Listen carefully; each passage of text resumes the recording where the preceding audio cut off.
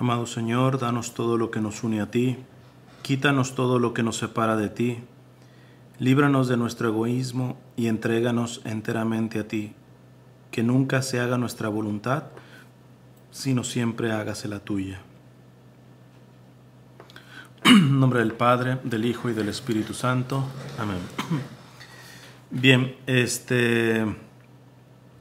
¿la computadora sí tiene suficiente batería? Sí. Sí. Ok. Bien, pues me pidieron dar una charla sobre el Día de Todos los Santos, que saben que es el 1 de noviembre, que es una fiesta muy grande. De hecho, ahora por pandemia me imagino que hay una dispensa, o sea, para los que no puedan ir, pero en normalidad es una misa obligatoria, la del Día de Todos los Santos, ¿verdad? Es tan importante, es muy importante. Ahora bien, si yo quisiera ponerle un título a este tema, es que lo que festejamos es el Día de Todos los Santos, no el Día de Todos los Santurrones. Porque hay una gran diferencia en ser santo y ser santurrón, ¿ok? ¿De dónde viene esto de ser santo? De hecho, hay una palabra en hebreo que se llama, que es kadosh. Kadosh en hebreo significa santidad, pero estrictamente hablando, ¿qué se entendía cuando los hebreos hablaban de kadosh? Significaba que era alguien que estaba separado de lo profano. Son palabritas un poquito complicadas, pero las voy a explicar. ¿Qué es lo profano? Generalmente lo profano se siente como si fuera una cosa mala, pero no necesariamente es una cosa mala. Profano es lo que está delante o fuera de lo fanum, que es lo santo, lo sagrado, ¿va? O sea, profano es alguien que está fuera de lo santo. Pongo un ejemplito. Y no necesariamente estar fuera de lo sagrado necesariamente es malo, ¿eh? Por ejemplo, vestir un traje de baño modesto, no estoy hablando bikini ni nada por el estilo, sino modesto al vestir. ¿Está mal llevarlo a la playa? ¿Llevarlo a la alberca cuando vas a nadar, etcétera? Pues no, porque es propio de ahí. Pero si un traje de baño modesto no es malo, ¿por qué entonces sería malo que fueras a misa en traje de baño? Pues por obvio, ¿por qué? Porque esto no es del ámbito de lo sagrado, ¿eh?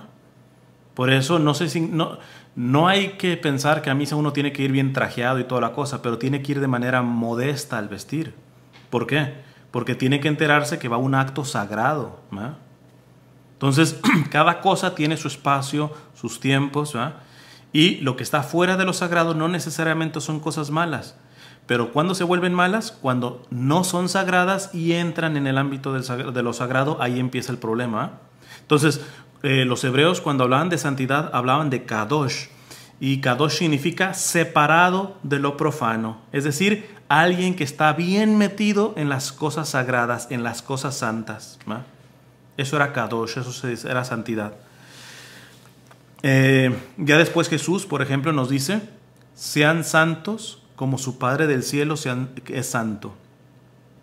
Otros traducen: sean perfectos como su Padre del cielo es perfecto.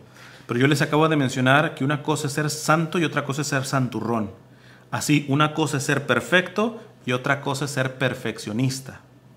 Ejemplos. Un perfeccionista, hasta caen gordos los perfeccionistas, ¿va?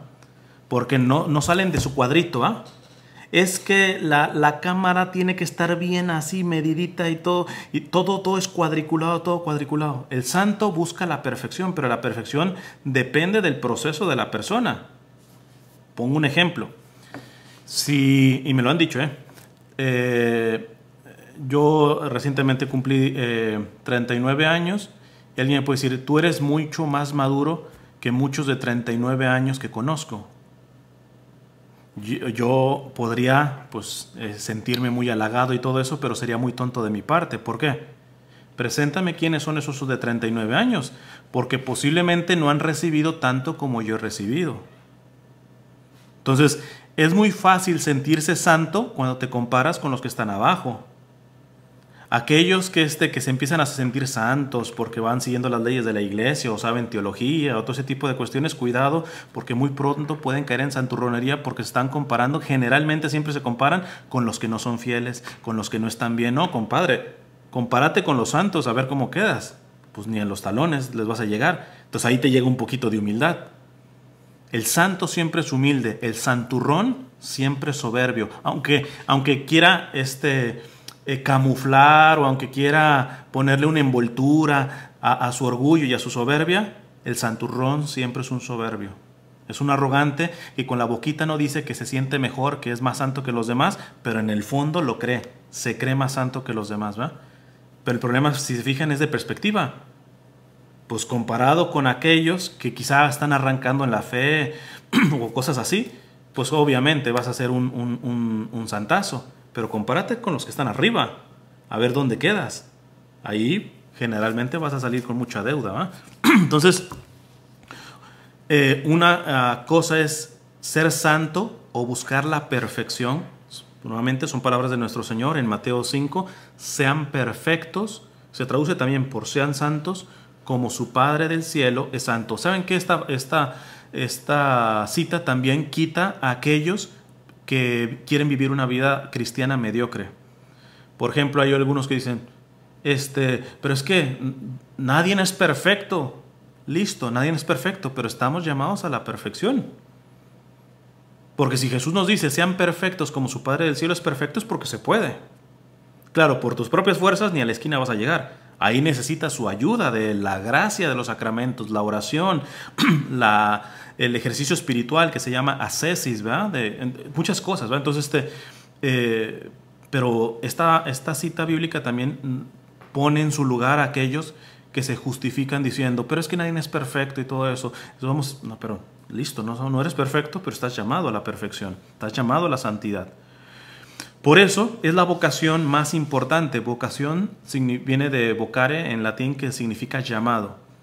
Y hay muchos diferentes niveles de vocación, ¿verdad? Pero la vocación, el llamado principal que tiene todo ser humano, todo ser humano, es el llamado a la santidad. Eso es lo más importante. El ser humano está llamado a ser santo. ¿Por qué? Porque ¿para qué existe un ser humano? Un ser humano existe para darle gloria a Dios. O sea, tú no eres un accidente. Nadie de nosotros puede decir, no, pues ¿sabes qué? Pues ya si me muero, pues alguien podrá hacer mejor las cosas que yo. Nadie te puede suplir. O sea, en ciertas vocaciones, por ejemplo, vocación profesional, sí te pueden suplir. Si tú eres enfermera y hoy te mueres, pues vendrán más enfermeras que cubran tu sitio. Ahora, la manera de ser enfermera, como Dios te había dado una misión como enfermera, ¿crees que alguien va a poder llenar ese lugar? Nunca, nadie, porque tú eres única y irrepetible, ¿no? Entonces, la vocación a la santidad es la que aplica fundamentalmente a todas las demás vocaciones. Por ejemplo, podríamos deducir una vocación profesional. Ponle la carrera que tú quieres. Es tiempo perdido si tu vocación es ser enfermera y no quieres ser enfermera santa.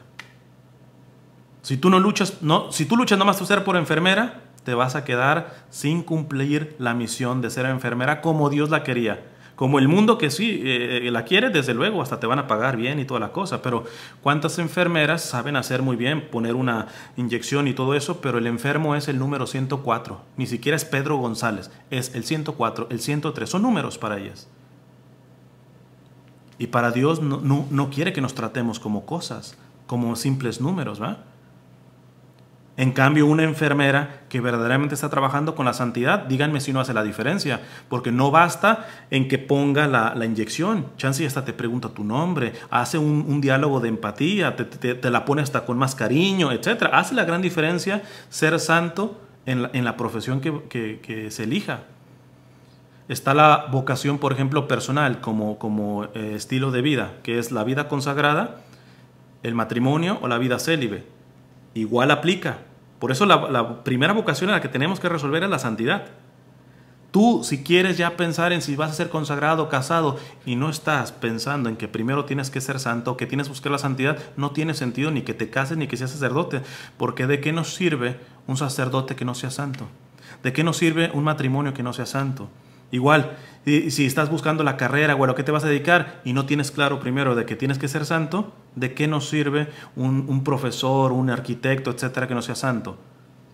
Yo nomás les digo que las armas que han destruido en las guerras pasadas las han preparado gente muy preparada, profesional, químicos y todo eso. ¿Por qué? Porque ahí está la diferencia. Una persona muy inteligente que estudia química seguramente inventará medicinas. Una persona que estudia química y es excelente en química, pero que ha alejado a Dios de su vida, que no busca la santidad, pues hará bombas o cosas que te vayan a afectar a nivel químico. Pero es que hasta en las cosas más sencillas también. Un hombre santo que no tiene formación, es barrendero, pues se santificará barriendo ahí. Ahora, si no busca la santidad, pues seguramente agarrará más a uno a escobazos, ¿verdad? No sé. O sea, no hará tanto daño como el que tiene más preparación, porque eso sí les puedo decir, entre más preparados, más bien puedes hacer, pero también más mal puedes hacer. Entonces, esto es importantísimo tener claro, primero, que la vocación, el llamado principal que Dios nos da es a ser santos. ¿Y qué ser santo? Es ser semejante a Jesús. Tenemos un modelo específico. No tenemos que empezar a pensar, mira, santo es paso 1, paso 2, paso 3. Ve a Jesús. Él es el modelo de hombre perfecto. ¿Hasta dónde tiene que llegar el ser humano? Hasta la medida de Jesús. Y él mismo nos dijo. Y fíjense cómo había 10 mandamientos y de hecho los fariseos inclusive en la ley tenían hasta más mandamientos y todo eso, eran unas cargas tremendas que a veces Jesús hasta les reclamó. Ustedes ponen cargas sobre la gente que ustedes no tocan ni con la punta del dedo. Pero están bien claros estar poniéndole cargas a los demás. ¿Va? Entonces, pero dice Jesús, un mandamiento les doy. Solamente nos dejó uno, nuestro Señor. Ya ni siquiera los 10. Claro, en ese uno resume todo. Dice nuestro Señor, un mandamiento les dejo, que se amen los unos a los otros. Pero ahí no quedó, porque muchos cortan esa cita. Lo importante es que nos amemos los unos a los otros. Ya ven que ahorita también con este movimiento LGBT, ya love is love. Pero ¿de qué amor me estás hablando? Primero vamos a entendernos qué es amor. Fíjate que la cita dice, nuestro Señor, un mandamiento les dejo, que se amen los unos a los otros como yo los he amado. Es decir, el objetivo, tú quieres ver hacia dónde tienes que aspirar como ser humano, es a Jesús. ¿Cómo tienes que ser santo? Entre más te asemejes a Jesús, más eres santo. Entre más santo eres, más gloria le estás dando a Dios. Entre más gloria le estás dando a Dios, en automático tu vida tiene sentido. Porque para eso fuiste creado, para darle gloria a Dios.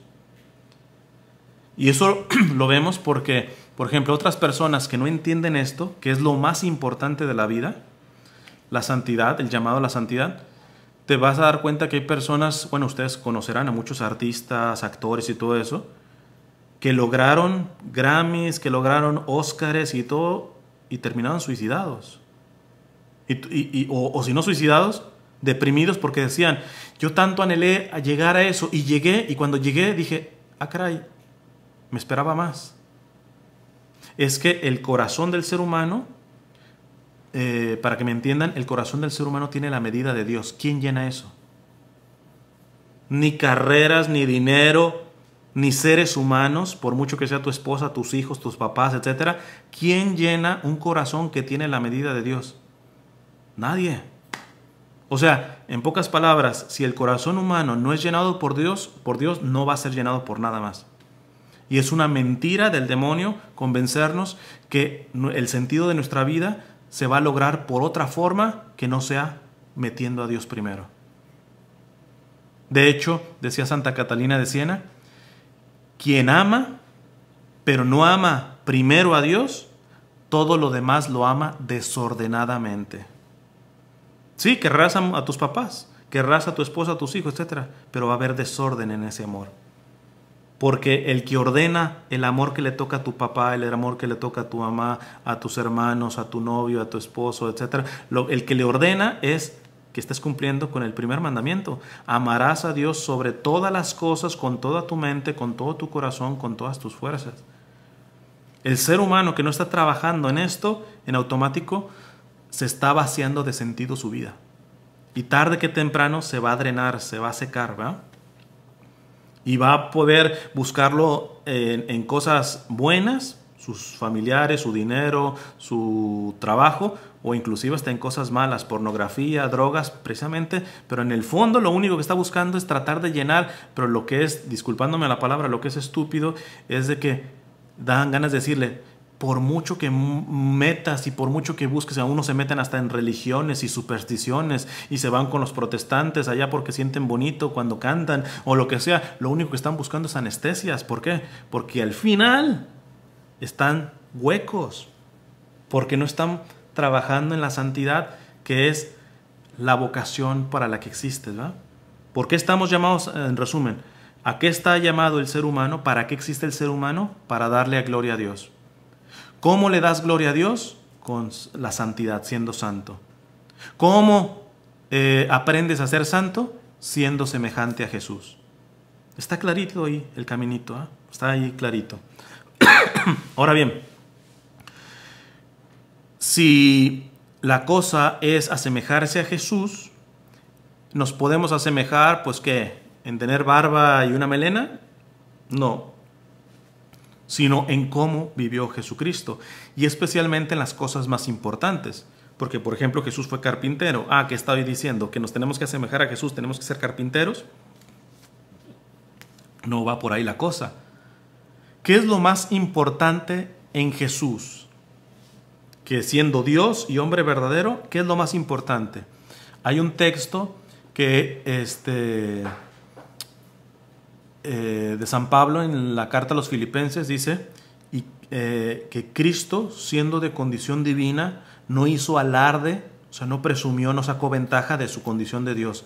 Antes bien, se abajó, descendió y tomó en todo nuestra condición humana, salvo en el pecado.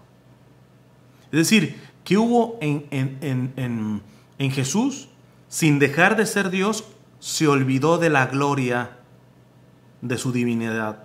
No sacó ventaja de eso. No llegó en Belén aventando cohetes. Llegó tan pequeñito como un bebé frágil que si no lo cuida la Virgen y José, literalmente se podría morir de frío. Y tú entender que el Dios Todopoderoso libremente esta palabrita va a ser importante porque la voy a usar, se abnegó. ¿Qué es abnegarse? Olvidarse de sí mismo, vaciarse de sí mismo, negarse a sí mismo, y descendió para con nosotros, ¿va? Entonces, lo más importante en los que nos tenemos que asemejar a Jesús es en la abnegación, en la negación de sí mismo. Y voy a poner algunos ejemplos. El primero es el más claro. Si necesitáramos el ABC o el 1, 2, 3, paso 1, 2, 3, la receta para ser seguidores de Jesús, para ser verdaderos católicos, ¿qué texto del Evangelio tendríamos que agarrar? Puede ser aquel en donde nuestro Señor nos dice, el que quiera seguirme, en otras palabras, el que quiera ser cristiano, el que quiera ser católico, el que quiera asemejarse a mí, el que quiera ser santo. Le estoy dando varias traducciones para que me entiendan. Es cómo arranca Jesús en esa cita. El que quiera seguirme, ojo con los pasos que da. 1, que se niegue a sí mismo. Otra traducción, que se vacíe de sí mismo. Otra traducción, que se olvide de sí mismo. Tome su cruz y me siga. Vean qué importantes son estos 3 pasos. El que quiera seguirme, que se niegue a sí mismo, que se vacíe de sí mismo, tome su cruz y me siga. Voy a hacer un paréntesis. Quizá no va por el tema, pero les puede ayudar ya que estoy tocando esta cita, ¿no?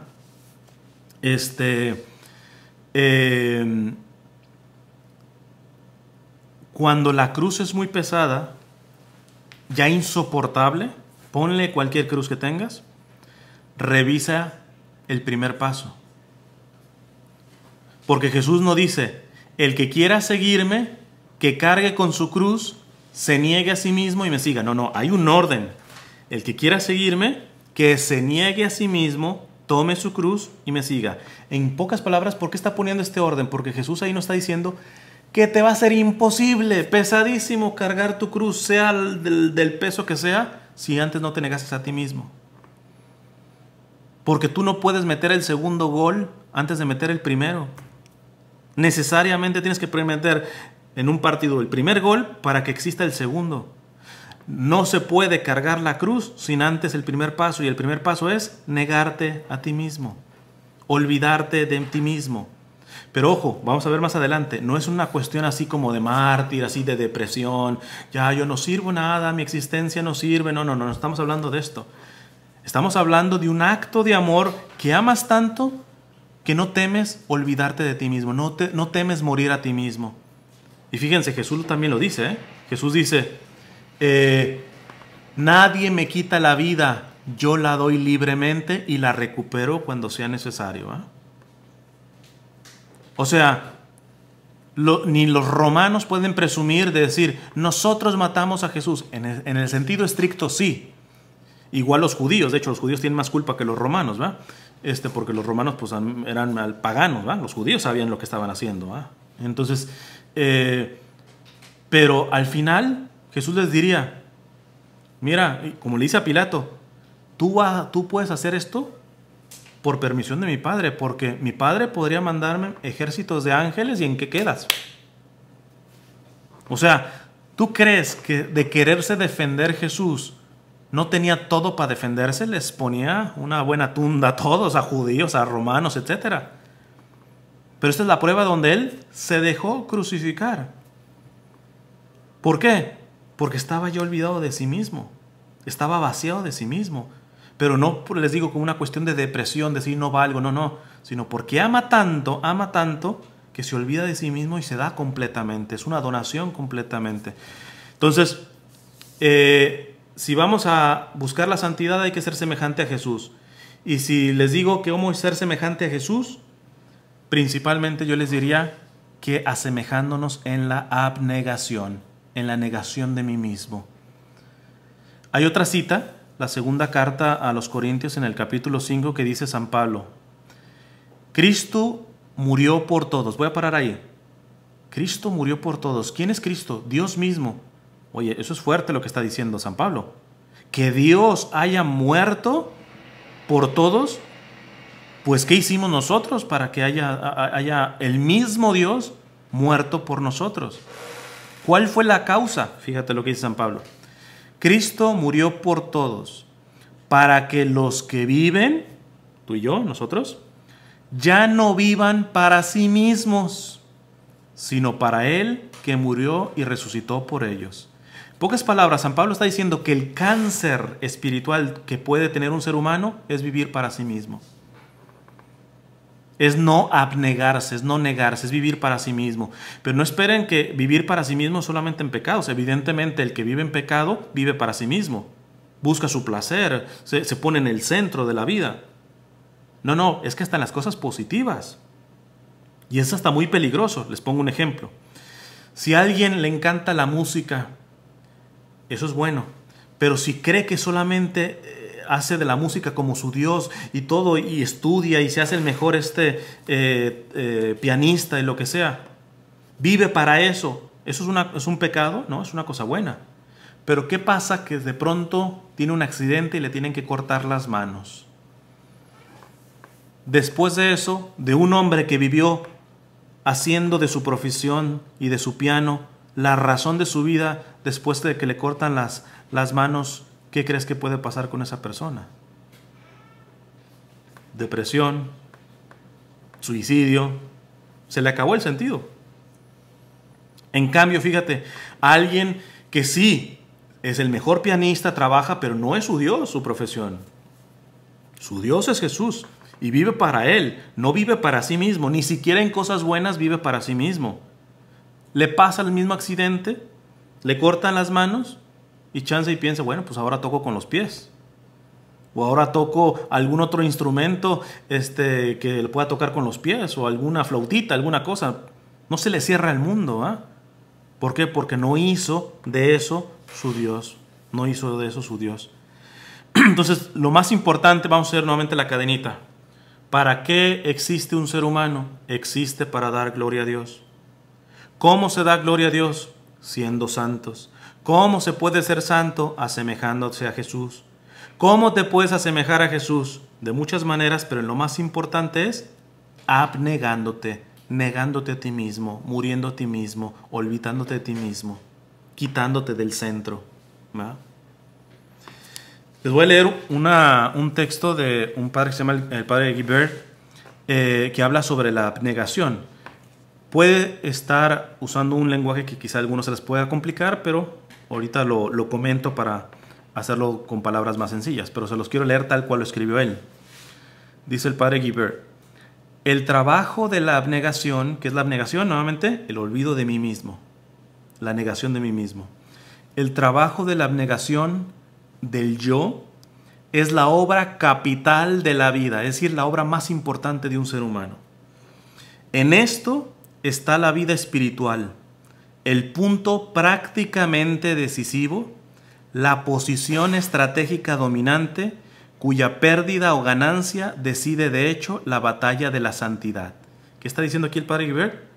La batalla, la clave para ser o no ser santo está en la capacidad de abnegarse, de negarse a sí mismo. En eso se juega la santidad.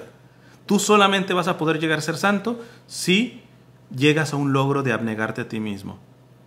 Tú vas a quedarte en santurronería o en buenismo, ser buenecito nada más, si te olvidas de la abnegación. Sigue diciendo el padre. Ahí está la experiencia para demostrarlo. Que se examine la vida de los santos fracasados. Fíjate qué fuerte la palabra. Vamos a examinar la vida de los santos fracasados. Me refiero a sacerdotes, religiosos o simples fieles, laicos, excelentes, fervorosos, celosos, no celosos de los malos, celosos de los buenos, de las cosas de Dios, piadosos y entregados, pero que no han sido santos a secas. Se constata que lo que les ha faltado no es una vida interior profunda.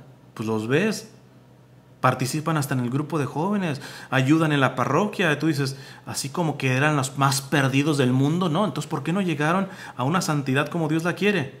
Dice, se consta que lo que les ha faltado no es una vida interior profunda, ni un sincero y vivo amor de Dios y de las almas, sino, ¿qué les ha faltado? Plenitud en el renunciamiento, plenitud en la abnegación, profundidad de la abnegación y totalidad del olvido de sí que les hubiera entregado enteramente a la obra de Dios en ellos.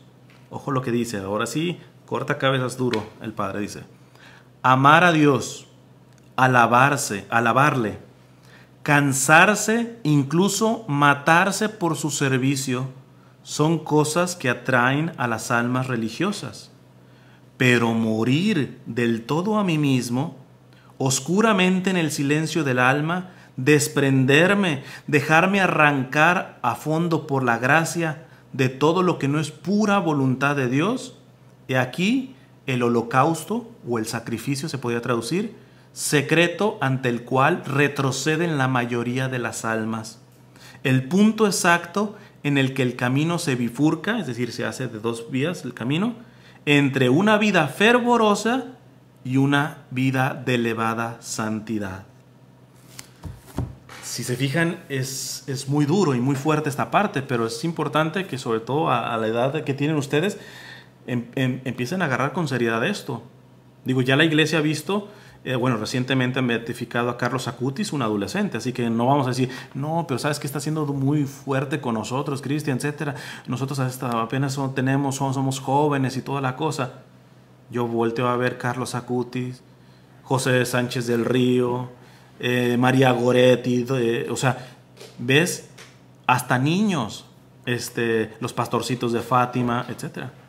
Sí, fíjense, ahorita que mencioné los pastorcitos de Fátima, tú ves a Jacinta y Francisco, los que murieron así chiquitos,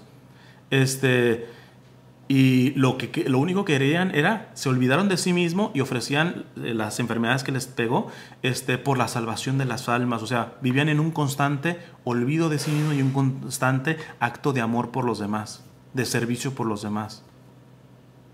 Pero acabo de decir, ojo, una cosa es ser santo y otra cosa es la santurronería.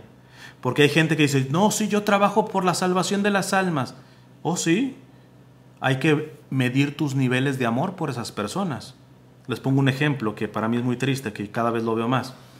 Hoy, por ejemplo, en Internet, bueno, en todas partes, pero sobre todo en Internet, se han levantado tantos católicos que están friegue y friegue y friegue criticando al Papa Francisco. Y lo dicen, mira, porque aquí dice este documento de un papa anterior y porque esto, y sí, te dicen, y podrías decir, lo que están tratando es de corregir al papa, que es una cosa muy buena. No basta la corrección, sino es una corrección fraterna, si no viene de la negación de sí mismo. Pongo un ejemplo, Santa Catalina de Siena, de hecho muchos de estos que critican al papa, ponen ejemplo, Santa Catalina de Siena corrigió y muy fuerte al papa de su tiempo, porque había dos papas, uno falso y el verdadero, y el verdadero no vivía en Roma, y Santa Catalina le dice, no, sea valeroso y regrese hacia Roma, o sea, lo corrigió, una mujer, y en esos tiempos, entonces muchos de estos que critican al papa se quieren justificar, decir, nosotros tenemos que estar continuamente sacándole al Papa que esto lo hizo mal, o que esto y que está en crítica y crítica y crítica. Ok, algunos ya ni lo reconocen como Papa, dicen que el verdadero Papa es el Papa Benedicto y todo ese tipo de cosas. Bueno, la cosa que a estos caballeros o mujeres también, que se les olvida que la corrección tiene que ser corrección abnegada, que parta de un corazón abnegado, humilde, que realmente ame. Se les olvida que, por ejemplo, Santa Catalina de Siena, así como corrigió al Papa, así ella misma decía que las cosas malas de la iglesia de su tiempo eran culpa de ella por sus propios pecados. Ella se echaba la culpa de las cosas malas que había en la iglesia. Segundo, ella se definía, o sea, si le preguntabas a Santa Catalina de Siena, ¿quién eres? Respuesta de Santa Catalina de Siena: soy nada con pecado encima. Yo no sé que si ustedes conozcan esto, les advierto, porque ahorita están saliendo de internet abajo de las piedras tantos críticos del Papa y todo, obispos inclusive que se le están viniendo al Papa y todo ese tipo de cosas. Quiero, si llegan a ver alguno o alguna, porque también hay mujeres, midan el grado de humildad con la que hablan. Midan el grado de asumir los propios pecados de ellos. Midan cuántas veces se denuncian sus propios pecados públicamente. Se van a dar cuenta que esos no son santos, son santurrones. Son gente que ya el Papa Francisco les quedó muy chiquito. Entonces, algunos son laicos, ni siquiera te digo, hay sacerdotes y obispos y todo eso. Pero a los que son laicos, casi que a veces me da ganas de decir, ¿sabes qué? Ve con el Papa, agarra el gorrito blanco, el solideo, y ponte ya tú. Porque parece que la iglesia solamente se salvará si tú, teólogo, o laico, o predicador o evangelizador, tú santísimo, tú tienes todo bien, la doctrina bien clarita, etcétera. Me da ganas de decir, pues ya, ve, saca el Papa, agárralo, ya está viejito también, no está así como que muy joven, mira, pues tú sácalo y ahí te pones, ¿no?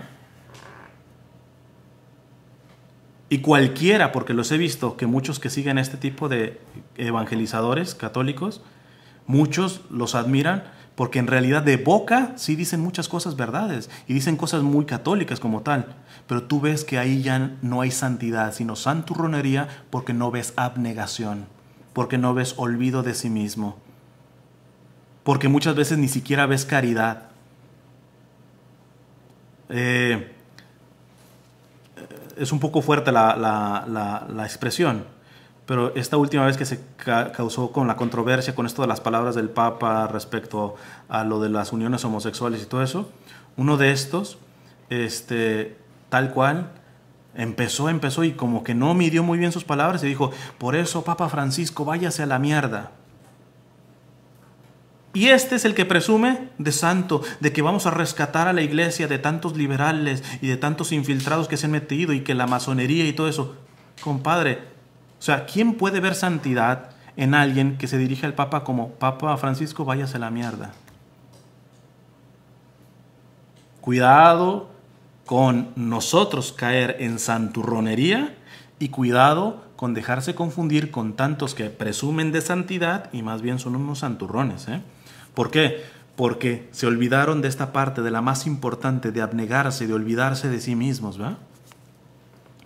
Dice el Papa Benedicto XVI, la experiencia de la Iglesia demuestra que toda forma de santidad, si bien sigue caminos diferentes, uno se santificará como casado, otro como religioso, otro como sacerdote, uno trabajando en X cosa. En esos, la santidad se va a conseguir de diferentes formas. Entonces dice el Papa, si bien el camino a la santidad sigue caminos diferentes, siempre pasa por el camino de la cruz, el camino de la renuncia a sí mismo.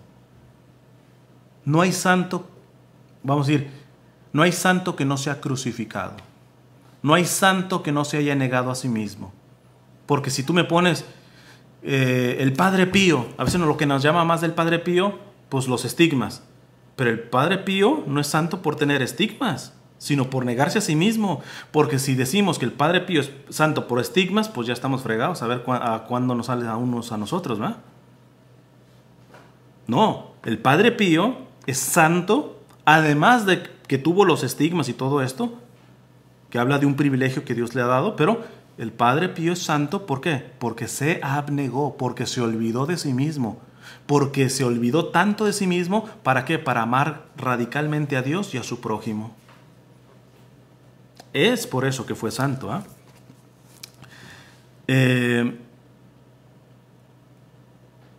vamos a ver rapidito cómo sería el perfil de un santo. Primero, tendríamos que ver algunos mitos, algunas mentiras que se hacen de la santidad. De hecho, muchas de estas cosas que voy a mencionar sí caben bien en ser santurrón o en la santurronería, pero no en la santidad. Y ese es el problema que a veces uno se imagina. Por ejemplo, a veces creemos que los santos son los que no cometen pecados. Falso. Eso es una visión de un santurrón. El santo es alguien que puede pecar, y ojo, fíjate, inclusive puede pecar mucho, pero primero no quiere pecar, está pecando por debilidad, por heridas que tiene que sanar, por lo que tú quieres y gustes, pero además cuando cae no justifica su pecado le llama pecado, no dice, no, es una mentirita piadosa, mentira es mentira. No, es que las relaciones sexuales fuera del matrimonio están bien, todo eso. Es que, no sé, a mi novia no tuve relaciones, nomás le toqué acá y le toqué acá. No, eso no es... No, esto no es pornografía porque todavía tenía el bikini así, etc. El que justifica lo injustificable ya entra en un tipo de mito con la santidad. La santidad, nuevamente, los santos no significa que no pequen. Los santos primero son personas que no quieren pecar, primer paso. Segundo, si pecan, no justifican el pecado. No dicen, no, esto no es tan grave. No, a su pecado le dicen pecado y asumen sus consecuencias de sus pecados. ¿Y qué hacen? Siguiente, pronto van y se reconcilian con Dios, especialmente en la confesión. Pero antes de la confesión ya se arrepienten. Después de haber pecado, lo primero que hacen es arrepentirse.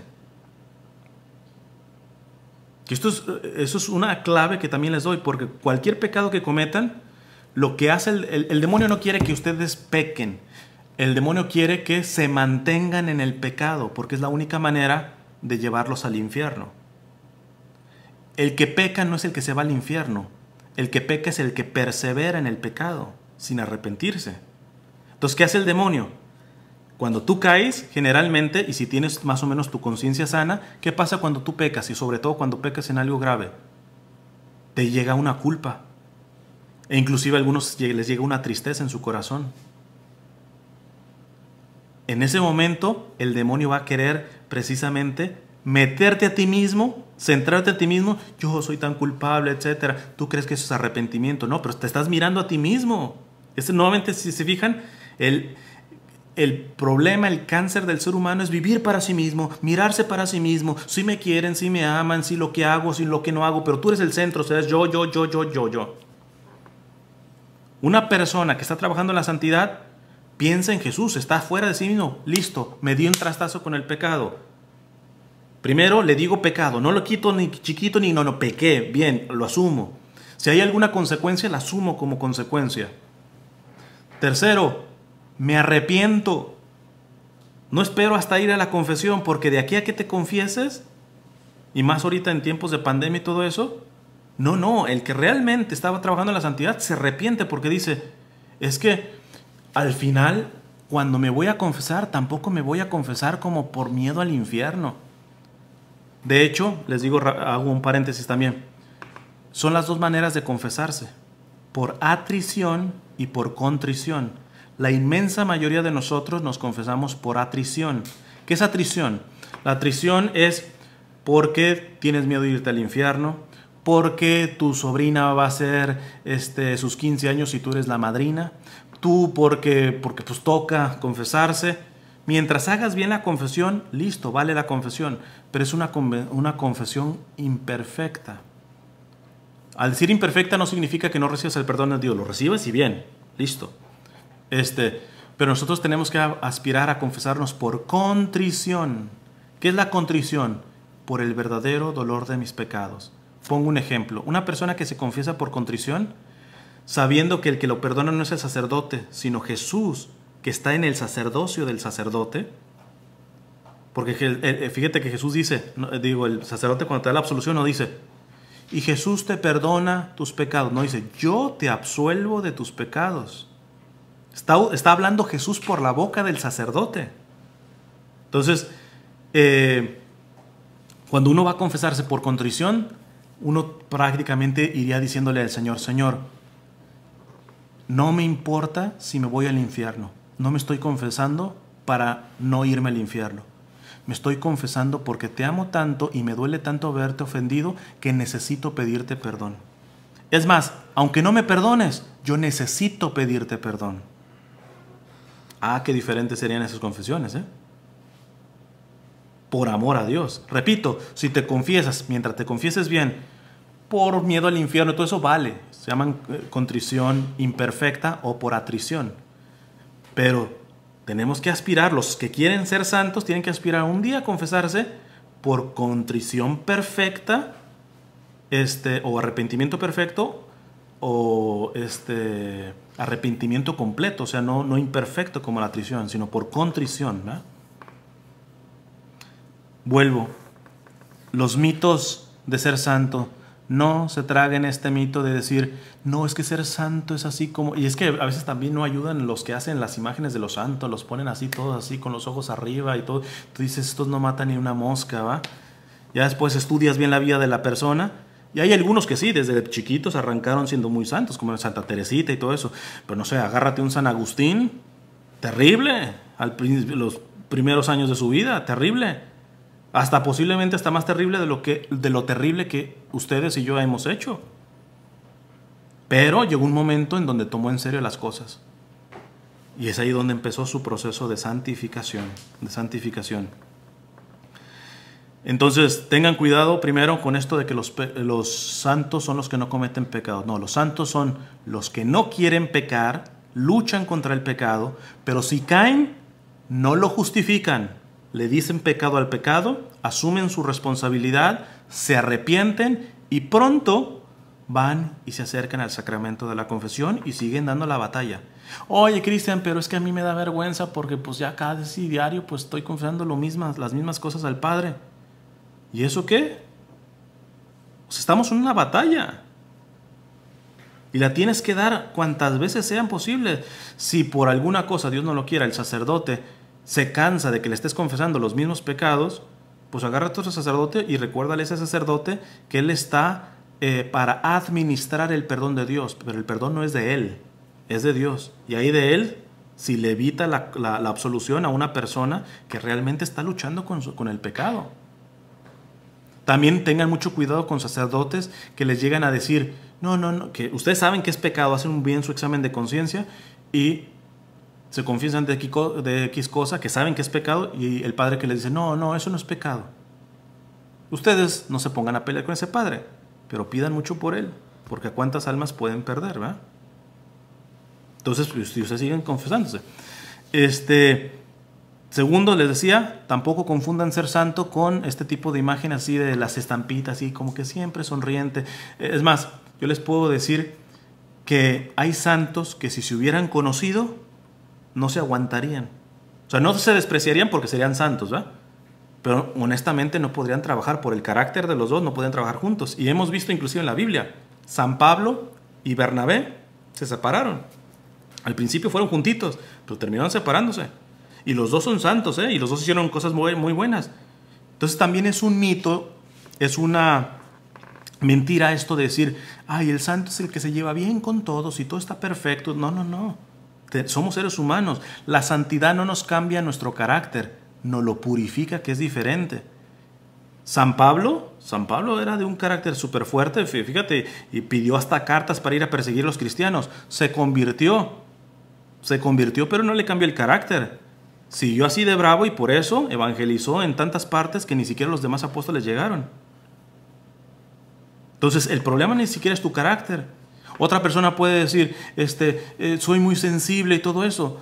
Pues alguien que no santifica el ser muy sensible, pues nada más se la llevará en, no sé, en echar chantajes, en manipular a las personas. Pero alguien con una sensibilidad grande, por ejemplo, y la santifica, son personas, por ejemplo, que son fáciles de hacer empatía, de dolerse con los sufrimientos ajenos. Hay personas que ven al pobre, al necesitado y no les duele. Y una persona sensible es muy fácil de que sienta eso si está santificando su carácter, que es ser muy sensible. Entonces, Dios no nos cambia nuestro carácter, Dios nos lo purifica. ¿Envías a qué? A ser santos con ese mismo carácter. Él no quiere. Miren, si tienen que aprender algo es, Dios no quiere, por ejemplo, 2 Santa Teresas de Ávila, ya con una tiene. Quiere una, por ejemplo, una Santa Yesenia, una Santa Aranza, una Santa Melanie, un San Ángel, un San Pedro, original, punto. El Señor no quiere repeticiones. Hay un obispo que murió de COVID, el obispo, un brasileño muy santo, ese hombre, se llama Monseñor Enrique Suárez. Él decía, él siempre quiso ser monje y de hecho tuvo un tiempo como monje, pero su salud no le sirvió de mucho y se tuvo que salir y se hizo sacerdote diocesano, los típicos que están en las parroquias. Y haciendo sacerdote diocesano lo hicieron obispo. Entonces dice, imagínense si yo me pongo a estar soñando en, ay, pero yo quería ser monje. Para servir a Dios es que tengo que ser monje. No, Enrique. Tú eres obispo.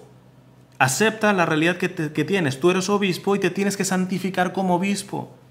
No, pero es que yo creo que me podría haber santificado mejor como monje. Esas son ideas locas tuyas.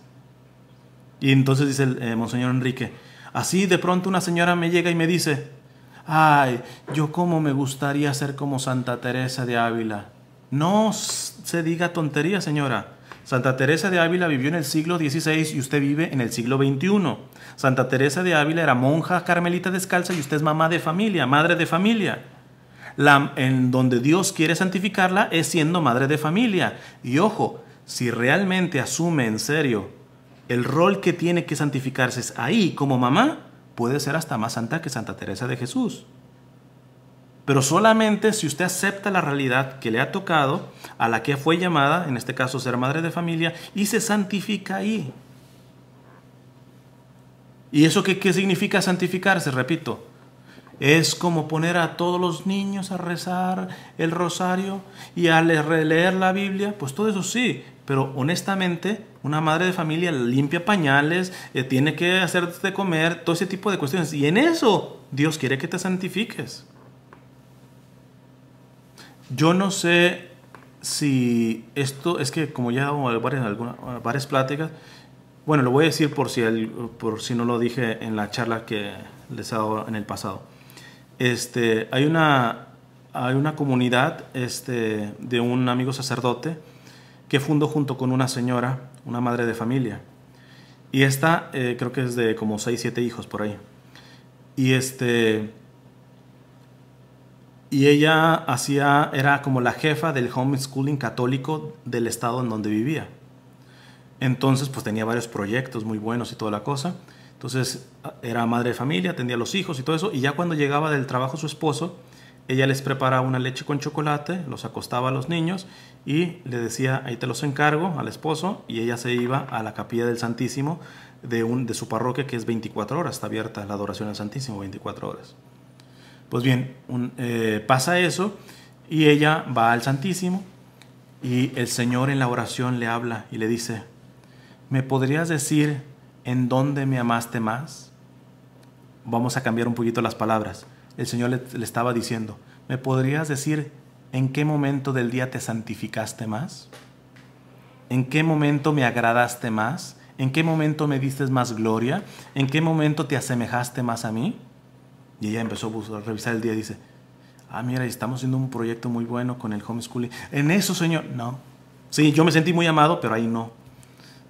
Mira, cuando estaba lavando los trastes y todo, y que empecé a rezar el rosario, me sentí muy amado, pero ese no fue el momento más grande. Dice, no, pues no sé, Señor, tú me dirás. Y el Señor le dice, cuando preparaste las leches con chocolate. ¿Por qué? Porque yo sé que ya querías estar conmigo, pero no le hiciste al aventón, pusiste el mismo amor, la misma ternura en cada una de esas leches con chocolate. Y con el mismo amor y la misma ternura fuiste acostando a cada uno de tus hijos. Cuando te daban ya ganas de decir, no, ya acuéstense, ya esto se me hizo tarde, ya llegó su papá y yo me tengo que ir a la capilla. Fíjense, para que quitemos el mito esto de ser santo es así como el que se eleva en las nubecitas, ¿no? O el que sabe tanta teología. Vean en cosas tan sencillitas en donde el Señor nos llama a santificarnos. Y ahí es donde se empieza uno a ser santo. No esperen hacer ni milagros, ni predicaciones, ni nada por el estilo.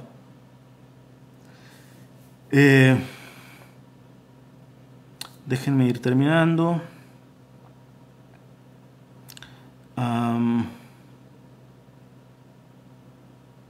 Una cuestión propiamente, por lo tanto, de ser santo es ser fiel en lo poco para ser fiel en lo mucho, que es lo que nuestro Señor nos dijo.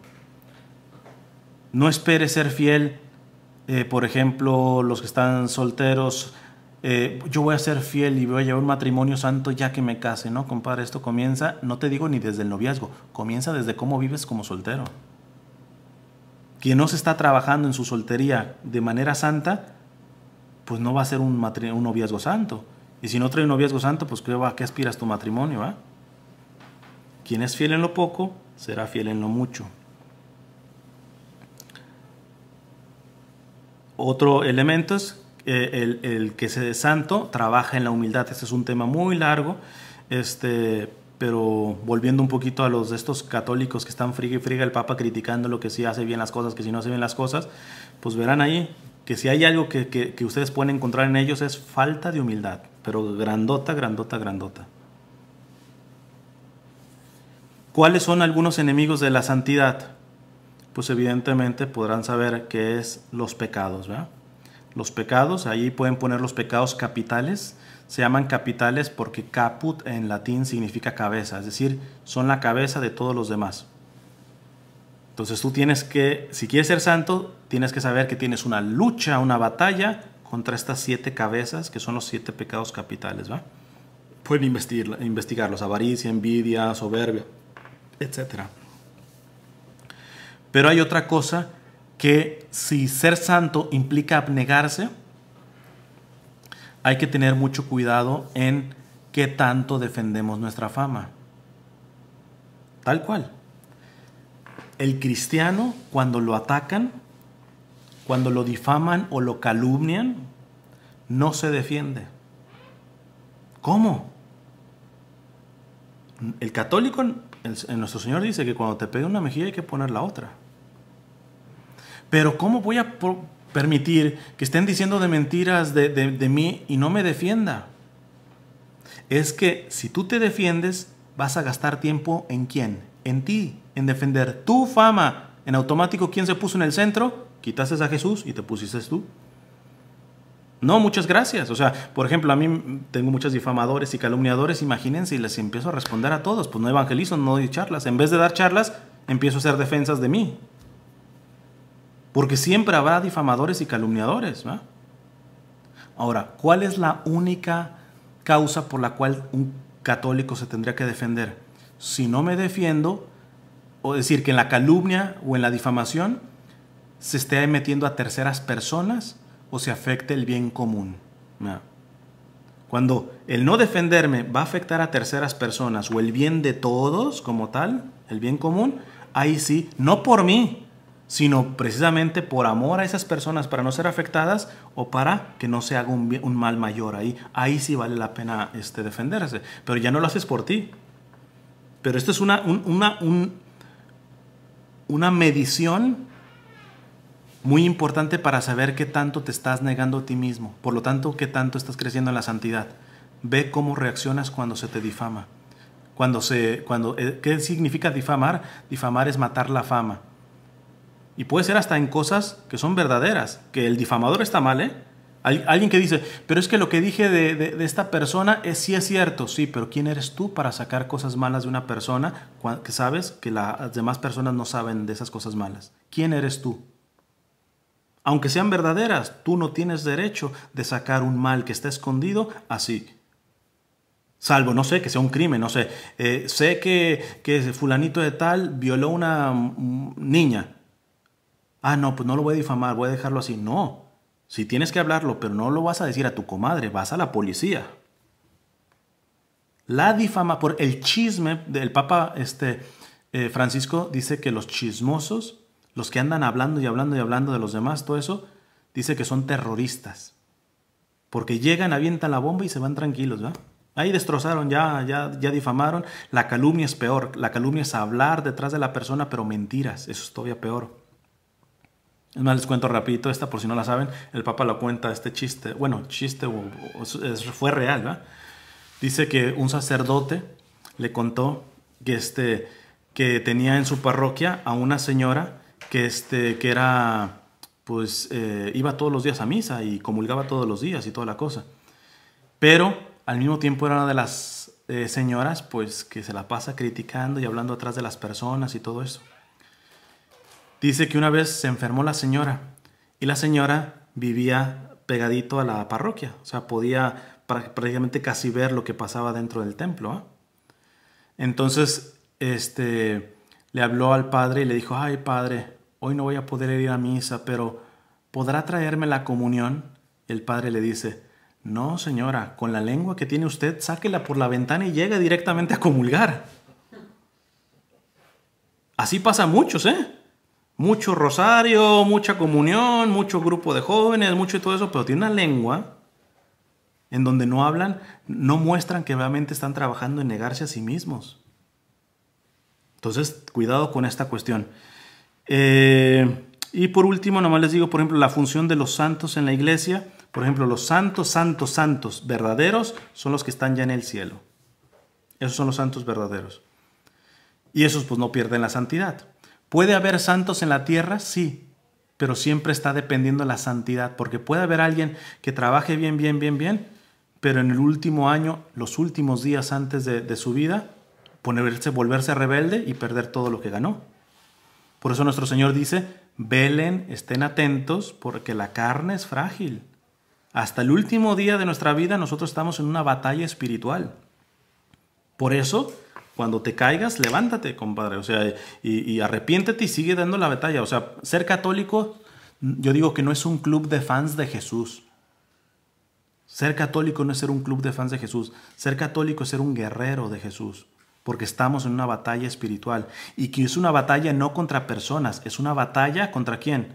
Contra el mundo, el demonio y la carne. Es decir, las cosas que van en contra de Jesús. Entonces yo tengo que dar esa batalla. Tenemos que ser valientes para darla. Y repito, cuantas veces caigas, no hagas drama, decir, ay, ya todo lo que subí, ya lo bajé. No es cierto.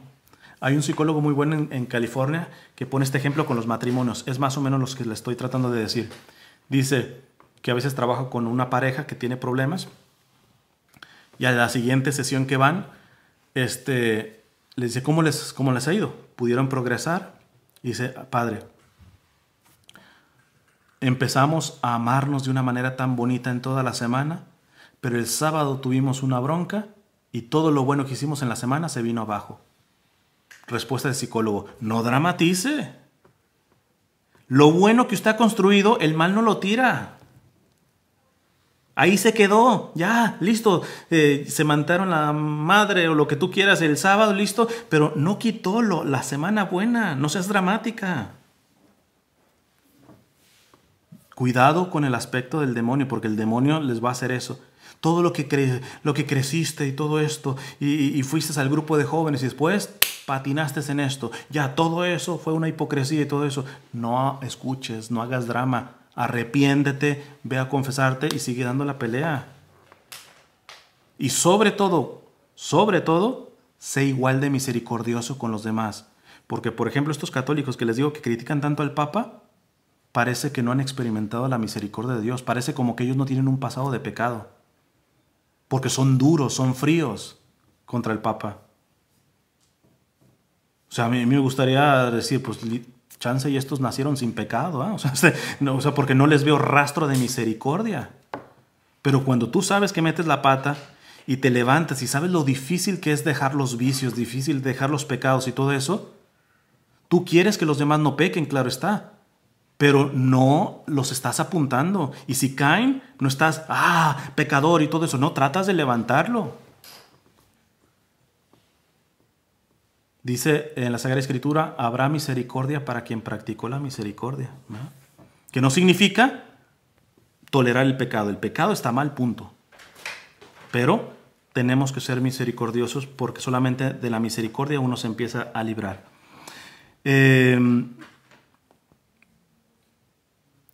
Conclusión. Bueno, déjenme decirles nada más una cosita. Esto es para las devociones, porque quizá esto va más para sus papás y todo eso, que tienen una devoción que se llama devoción popular, ¿verdad? Cuestiones más populares de cómo vivir la fe. Y a veces no les damos un buen sentido a las imágenes de los santos, a la devoción de los santos y todo eso. Está también aquello que decían de que estaba una imagen de San Martín de Porres, un santo peruano, y estaban dos señoras, se arrodillaron ahí enfrente de San Martín de Porres. Y una estaba diciéndole, tenía una deuda grande que iba a perder la casa y todo eso. San Martincito, dame $300,000 para poder pagar mi casa. Dame $300,000. Y la otra viejita que estaba al lado, pues era casi una homeless. San Martincito, dame $5 para comer algo en el día. Dame $5. Y la otra levantaba nada más la voz. $300,000, $5, pues Martincito. Entonces la de los 300,000 se empieza a desesperar y le dice, a ver, toma tus $5 y no me distraigas al santo. A veces nuestra relación con los santos es así, es una relación supersticiosa, de religiosidad popular. No. ¿Cuál es la primera razón por la que el Papa canoniza a un hombre o una mujer? Es decir, lo beatifica y después lo canoniza y lo hace santo. ¿Cuál es la primera? Darnos un intercesor, porque ciertamente interceden porque están en el cielo. No. El primer motivo por el cual el Papa canoniza a una persona es para decirnos, un ser humano igualito que tú, inclusive en un momento de su vida posiblemente hasta peor que tú, un día tomó en serio su vida espiritual, quiso ser santo y lo logró. Con la gracia de Dios lo logró. Es decir, la Iglesia canoniza principalmente para ponernos ejemplos. Por eso cuando tú ves a católicos que le rezan a San Juditas y no saben ni quién es San Juditas ni nada por el estilo, que a San Martín de Porres y no saben nada, ni qué vivió, ni nada eso, ya ahí se va a distorsionar. Los santos son nuestros amigos. ¿Por qué? Porque son personas que pasaron cosas igual que tú, seres humanos de carne y hueso como tú y yo, que dieron la pelea, que dieron la lucha. En este sentido yo les recomiendo, cada quien tiene sus pecados más que se llaman dominantes, es decir, en los que caen más. Por ejemplo, los que rápido escupen y se enojan y balbucean y todo eso, yo les recomiendo que vayan buscando entre los santos que tenían ese mismo defecto que ustedes. Entonces, si esta persona es de esta rabiosa, impaciente y todo esto, por ejemplo, les recomendaría San Francisco de Sales, que se le llama ahora el santo de la amabilidad, pero es que por dentro era un volcán, pero logró dominar ese volcán en su vida. Si tu problema son a niveles sexuales y todo eso, les digo, San Agustín. O sea, hay tantos santos que realmente cayeron en cuestiones a nivel de pureza. Pues ahí tienes un amigazo, porque realmente ellos están escuchándonos desde el cielo, interceden desde siempre. Y en este sentido, tú te puedes, más que pedirle, le puedes pedir su intercesión, pero sobre todo conoce su vida. Si escribieron, léete lo que escribieron. Y esta es una manera de usar bien los santos. Conclusión. Dice San Pablo, dice Santa Teresa de Ávila, Dios nunca deja de ayudar a quien por él se determina a dejarlo todo. Dios nunca deja de ayudar a quien por él se determina a dejarlo todo. Para que las tentaciones del demonio, sobre todo en las caídas, no te coman la cabeza. Decir, no, qué hipócrita. ¿Cómo acabas de pecar? ¿Cómo tú dices que amas a Dios? No, es que tú estás del lado del Señor y Él no te va a dejar de ayudar. Si caíste, te va a ayudar a levantarte si te arrepientes, claro está. Dice Benedicto XVI, virtud heroica no significa exactamente que uno hace cosas grandes por sí mismo, sino que en su vida aparecen realidades que no ha hecho Él, porque Él solo ha estado disponible para dejar que Dios actuara. Los santos que hicieron cosas grandes no es por sus propias fuerzas, es porque fueron tan humildes que se dejaron trabajar por Él, ¿no? Y termino con esto. En la carta a los Gálatas, San Pablo, en el capítulo 2, dice lo siguiente: he sido crucificado con Cristo, y ya no vivo yo, sino que Cristo vive en mí. Pero fíjense la imagen. Yo vi una imagen que ya la perdí, ya no la he buscado y no la he encontrado en internet. Si alguien quiere hacer la búsqueda y la encuentra, ahí me la pasa. Es una pintura en donde están dos manos, así, con un clavo, ¿no? O sea, hay un poeta español que tenía muchos problemas con la sexualidad, se metió con tantas mujeres y todo eso, pero nunca justificó su pecado. Tú ves sus poemas, siempre continuamente arrepintiéndose, dando la pelea. Era una herida muy fuerte la sexual la que él tenía, pero nunca la justificó. Y llega en una poesía, dice: clavadme vos a vos en vuestro leño y tendréisme seguro con 3 clavos. En español más sencillo, le está diciendo: Señor, clávame tú a tú, contigo, con 3 clavos, para que nunca te me quite, ¿va? Pero alguien puede decir: ay, qué bonito se siente, pero pues está diciendo clavado, ¿eh? Y clavos son clavos, ¿va? Es decir, la santidad va a implicar dolor, va a implicar sufrimiento, pero vale la pena. O sea, un católico se define cuando dice: estoy dispuesto inclusive a sufrir, o como decía Santo Domingo Sabio, el niño este que estuvo con San Juan Bosco, antes morir que pecar. Entonces, esta cuestión de abrazarse bien a Jesús y decirme: Señor, yo no tengo miedo, sé que esto va a ser doloroso, pero una vida, ¿qué son 20, 30, 40, 50? Bueno, ¿cuántos vas a vivir? Si acaso 100 años. ¿Qué son 100 años para una eternidad? Y a veces uno vende una eternidad por querer vivir como se le pega la gana, por querer vivir para mí mismo.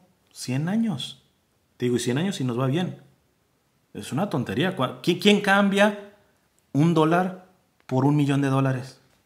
Pues es lo que hacemos. Cuando tú vives en esta tierra para ti mismo, estás cambiando $1.000.000 por $1. Vale la pena dar la vida por Jesús, vale la pena sacrificarse por Jesús, vale la pena vencerse a sí mismo. Inclusive el vencimiento viene hasta en cosas tan sencillas. Por ejemplo, ahorita ya cumplí la hora, quizá alguno no aprendió mucho de lo que yo dije, pero creció en paciencia. Y eso le va a servir más. Quizá no le va a servir para el cielo lo que yo he dicho.